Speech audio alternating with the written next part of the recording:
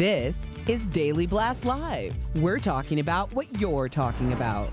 Real, honest, entertaining, live. DBL starts right now. 3, 2.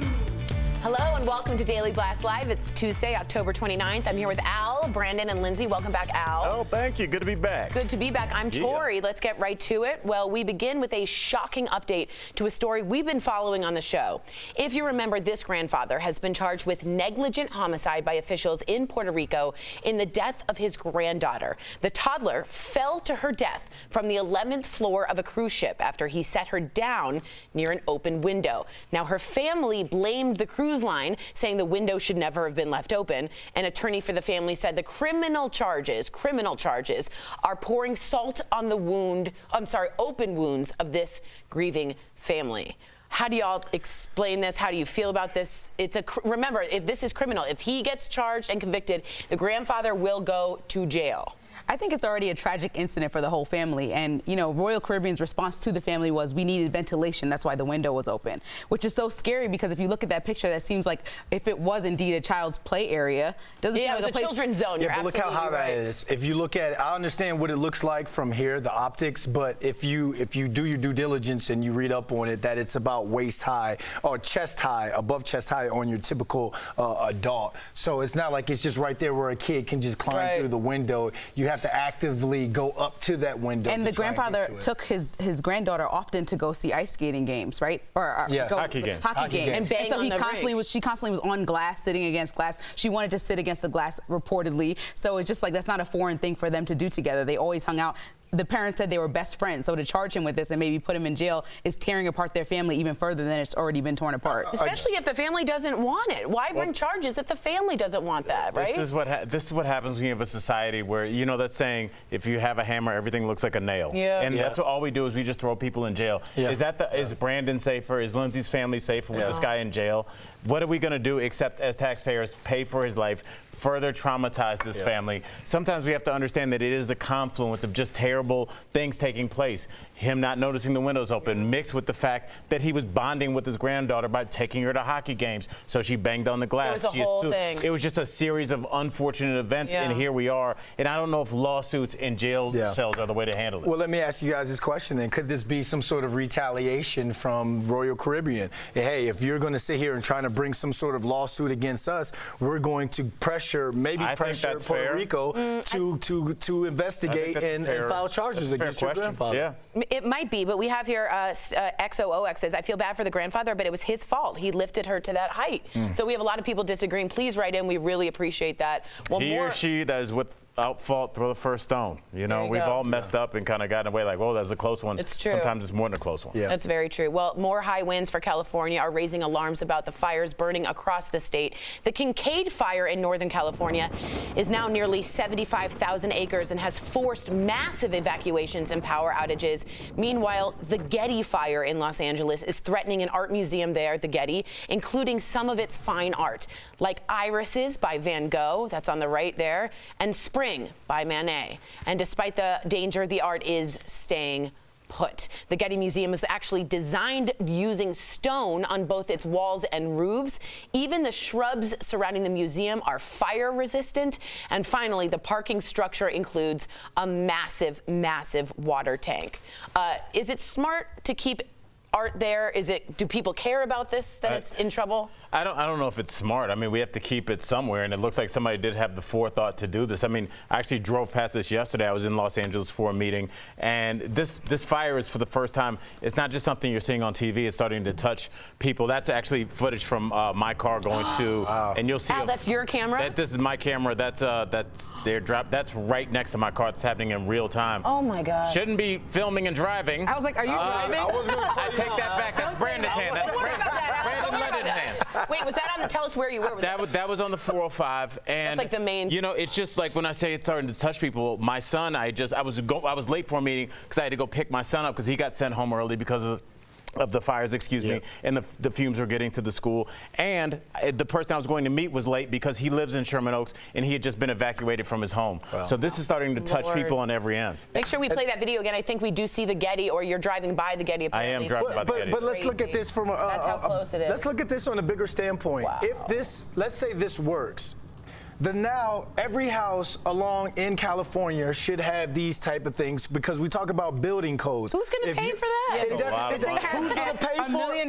A million gallon underwater gas tank, reportedly. But you're already paying for it. Your house is destroyed. Why not pay for something? If you live in Arizona, not Arizona, San Francisco, somewhere where there's earthquakes, there are building codes on how you build the structure. Same thing in Miami, South Florida, when it comes to hurricanes. So now we should start the conversation on, if this works for the Getty Museum, this should happen. No, if you build a house, it has to be reinforced the same way the Dolphin Stadium is. I mean, there are different codes for different structures. I see what you're saying. Let your house get burned down. Bro, if you have the means like the Gettys, who literally have all the printed money in the world, yes, I suggest you do that. But if you don't, I think there's more likely that you might just have to get insurance. All right, so Brendan the builder is not Brandon the idealist. I love it. Brandon like, everybody get a gold dome to go around your house. It'll lift you to the stratosphere. With money, open with money. All right, this is a really interesting story. A police sergeant in Missouri just won a multi-million-dollar discrimination lawsuit. I mean, multi. He sued the St. Louis Police Department, saying he was told to, quote, tone down his gayness if he wanted to get promoted to lieutenant. Well, the jury sided with him and awarded him nearly $20 million.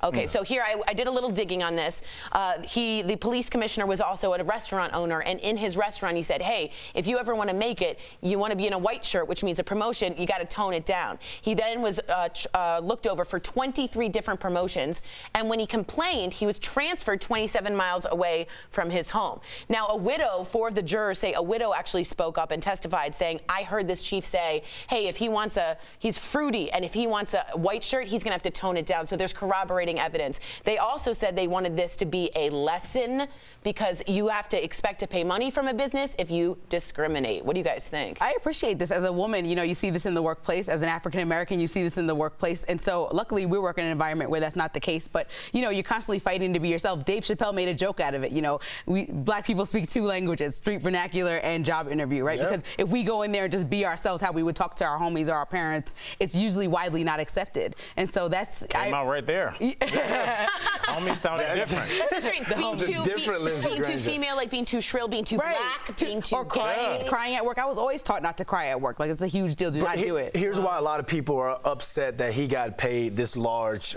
sum of money, because if you go back to 2017, there were 3 black NYPD detectives that are part of the intelligence division that did not get a promotion, and the NYPD has to pay them $700K. So a lot of people online are really upset about this. Well, wow, it looks like, and this is not coming from me, this is stuff that I'm reading online, it looks like we're putting anti-LGBTQ rights ahead of racial, ahead of women. Brandon, do you think that maybe that's the culture, that now that we're this far in 2019, we're going to see more and more of those cases go more to the $20 million case? I think, except in a situation where somebody says this at dinner, which is crazy.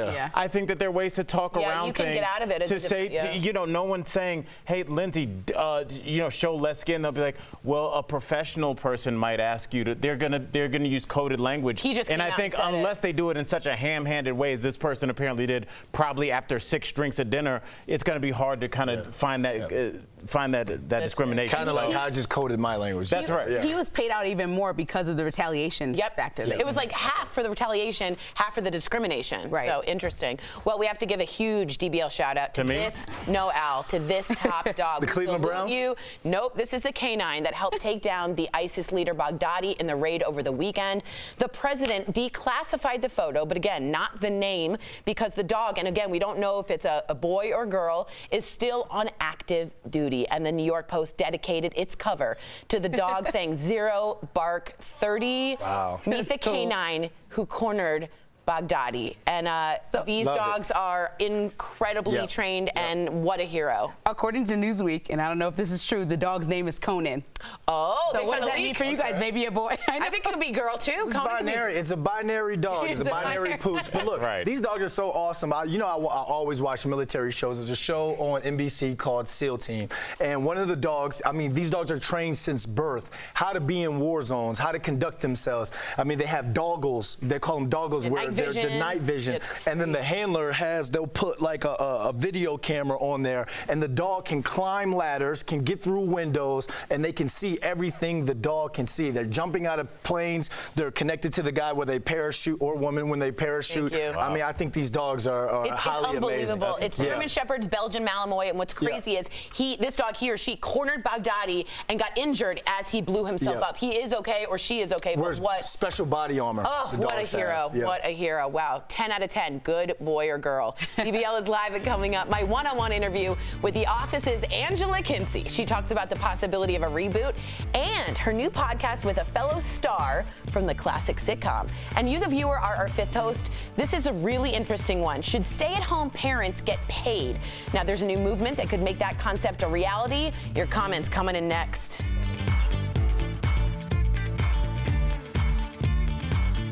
We're looking for... Hi, DBL Nation. Kelly Schubert here with the DBL digital team. I'm tracking all the breaking and trending stories, including the California wildfires. I will keep you updated on that. Let's go to the desk and talk with our host. Hi, Tor. No, I know, but you did it perfectly. So what you were saying about the dog. It was great we had that video you shot. I noticed that President Trump said that he was back, or she was back to duty that really day. roughing me up over here with my collar. I feel like I got caught shoplifting. Like injured and then back to work. So they use Such a good dog. is a special body armor that they place on these dogs, and they even say they replace the dog's teeth with titanium steel because the bite is a lot harder and stronger. Wow, so it's like a mouthpiece. So it's like a mouthpiece they can put in when they bite these dogs.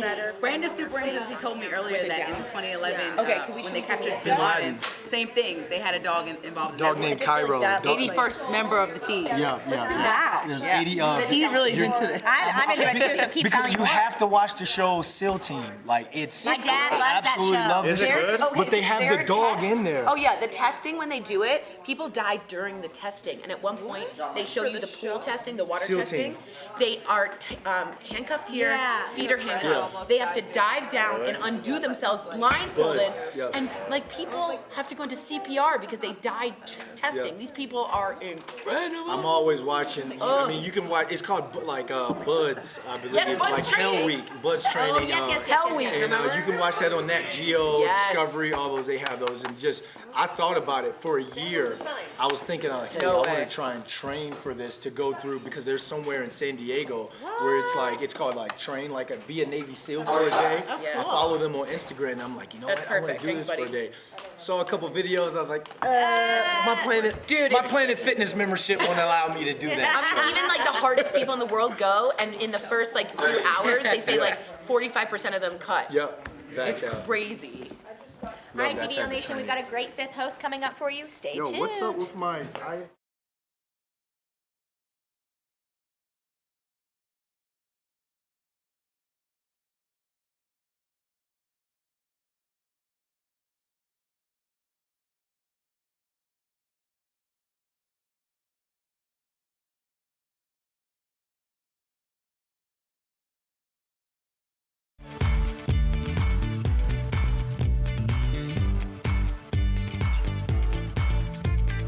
Welcome back to DBL. It's time for Fifth Host when we talk about what you're talking about. Well, some Democratic candidates feel it's time to value the role of stay-at-home parents. Ultimately, the balancing act of caregiving and housekeeping could result in a $300 monthly payout for parents if this were to become policy. But some argue that only traditional households would benefit from this and fear less women would join the workforce. So, DBL Nation, should the government pay stay-at-home parents? All right, V from Facebook says only if their spouse is paying them, not the government. And that was my big question when I was trying to research this. How is this getting paid for? Realistically, this would be billions of dollars. And so I just want to know how realistically this would get funded. I think that's a very fair question. Yeah. I too. Especially if it's coming out of the taxpayers' money. Right. Mike from Facebook says, I say stay-at-home parent is worth more than $300 a month. I feel it like that as well. I think there's one thing my mom calls me on my birthday every year, and she cries on the phone because she had to go back to work 5 days after I was born, and that has eaten her alive since my birth. But I feel like, one, I'm with Lindsay because I want to know how is this going to be paid. Two, I want to know if there's some way, if the government's going to be involved, maybe these parents have to answer phones or do something for Amazon, something online. I don't know. It just seems sort of like welfare to me, but we're going to continue doing research on this. Appreciate your honesty, man. Yeah. Anna from Facebook says, so I'm worth double salary since I work full-time and then go home to be a full-time mom, doing all the things that stay-at-home parents do.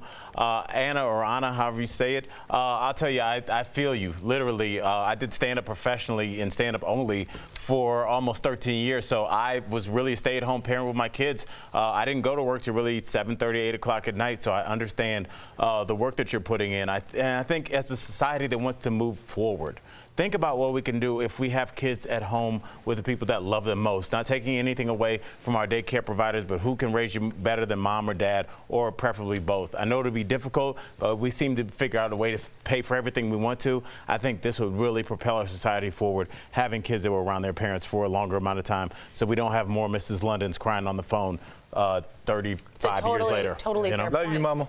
Patty from Facebook says this would not be fair because some stay-at-home parents have more responsibility than others.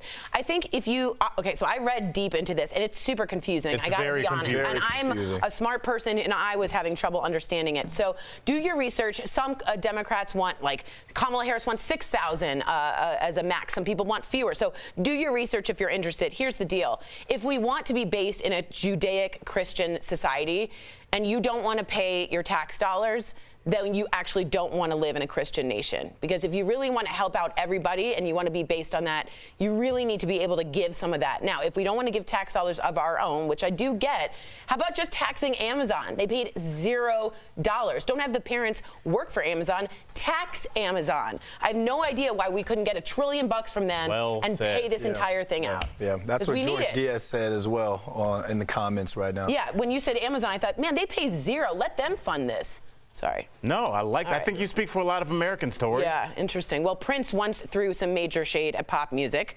Raquel, what's going on? Well, Tori, Prince's new memoir is out now, 3 years after his death, and he didn't hold back. The singer says he hated Ed Sheeran and Katy Perry's music. He accused the music industry of shoving their songs down our throats, and even went on to say he didn't like the music no matter how many times they played it. This revelation is part of his autobiography called The Beautiful Ones, and Prince had enlisted superfan Dan Piepenbring to help write this before his passing. The book also includes drawings and never-before-seen photos of Prince. Ooh, that's exciting. I don't know if I want to hear a legend hating. Yeah. You know, it just like, it is kind of even if that's how he felt, it's going to come off as an older artist hating on a young artist. And I'm not the biggest fan of either of the two artists that he put out, but clearly a lot of people are. Yeah. And I don't. Maybe it's not good to have this. Yeah. Maybe that's just a small part of the book. Clearly, I haven't read it, but I just hope it's just not Prince kind of sounding like an old man. Like these kids don't know real music. Like Justin Timberlake is not a good artist. I said he's no longer relevant. I stand by that. No one else does. No one hears you or agrees with you. Coming up on DBL, my interview with the hilarious Angela Kinsey from The Office. Could a cast reunion happen in the near future? It is a good answer. Find out in today's Chatting with the Stars.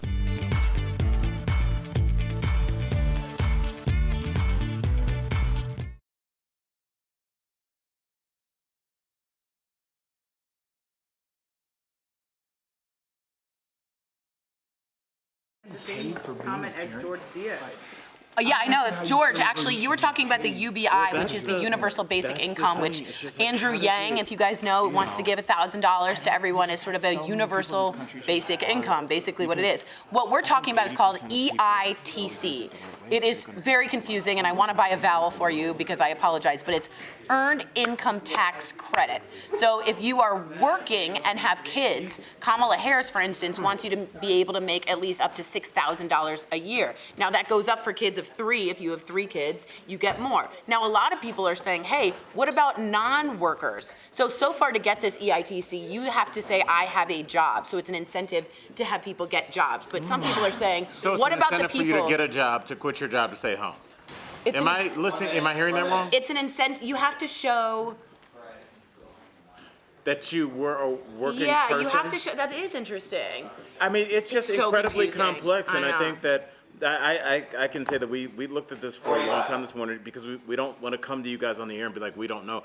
I just really didn't get it. Tori read it. She didn't get it. I think it's very hard to do. Like you get something back in taxes. And it would include caregivers too.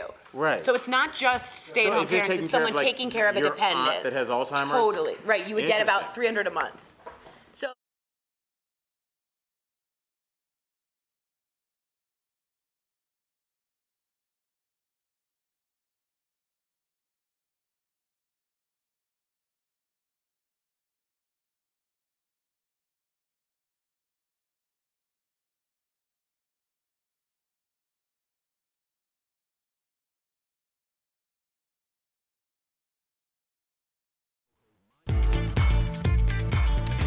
welcome back to DBL. From Jim and Pam to Bears, Beats, and Battlestar Galactica, there's no show that defines the 2000s like The Office. Well, I got to chat up with the real Angela Kinsey, who hinted at a possible Office movie. Check it out. The party planner herself. Welcome, Angela Kinsey, to Daily Blast Live. I have so many questions about The Office, but first, tell me what you're doing in a shed. Okay, here's what I'm doing in a shed. This is actually the original HP garage, which is considered the birthplace of Silicon Valley. So I'm sitting in a little piece of history here. Wow, look at you. You've stayed super busy since your office days, all these jobs on top of being a mom. Everyone probably asks you that, but do you have any tips on how you manage to not lose your mind? I don't know if I'm accomplishing that. You are. I just try to stay in the moment, you know? I can't think too far, Nice. like down the road when I have a busy schedule. I just like check it off the list one at a time. To help balance your digital life and your real life, you can go to hp.com/getreal. And there's tips there for you. Very Buddhist of you. I like that. Now, psychologists are studying why people can't stop binging The Office, and that The Office accounted for 52 billion minutes of streaming on Netflix last year. I have this crazy thought that I know is crazy, that maybe Dwight killed my cat. I just want to know from you, why do you think it's just so bingeable? Well, I think there's some things that make it feel like comfort food, if you will, because the set of The Office is always in the same place. We rarely left the office. Right. I mean, really. And I also think it's really relatable because we spend a lot of time at work and we become these misfit family with our coworkers. And no matter if it's like if you work in a hospital or if you're in corporate America or even your homeroom classroom, there's probably a Dwight. Yeah. Right? There's probably an Angela. So I think these personalities are everywhere. You're so true. We definitely have a Dwight. I'm not going to say it out loud, but everyone in the office knows who's the Dwight. People come up to me all the time and they're like, I work with an Angela. I bet it happens constantly. You're a few episodes into the new Office podcast with Jenna Fisher, aka Pam. So there's this crazy rumor going around that because of the podcast and all the surrounding hype that an Office reunion could be in the works. Is there any reunion plans? Listen, Jenna and I are pushing this reunion special. We think we could get everyone back for a special. Yes. Probably not a reboot. I think that'd be too hard. But come on, The Office, the movie? Let's do it. Yes! Announcing it kind of here on DBL. Kind of. It's amazing. Thank you. You are a joy. You with the cat and Dwight. I think it's the best thing on TV. Thank you. I love me some Dwight and Angela. We'll be right back.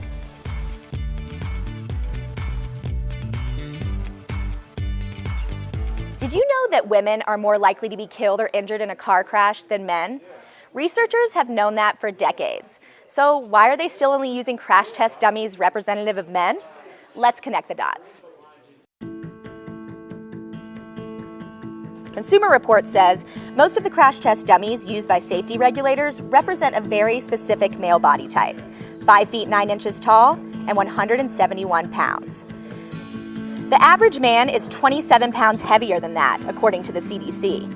And get this, there is no crash test dummy used anywhere in the world that is designed to replicate an average woman's height, weight, and biology. There was one created in 2003, but it was for a woman who stood 4'11" and weighed 108 pounds. Now, that reflects just 5% of the female population and is actually more representative of a 12 or 13-year-old child. This can lead to potentially deadly consequences for women when it comes to car safety design. So why haven't safety regulators fixed this glaring problem? The Auto Alliance told Consumer Reports that the average American female today is closer in height and weight of the male dummy. But as we pointed out, the average American woman today is 6 inches shorter.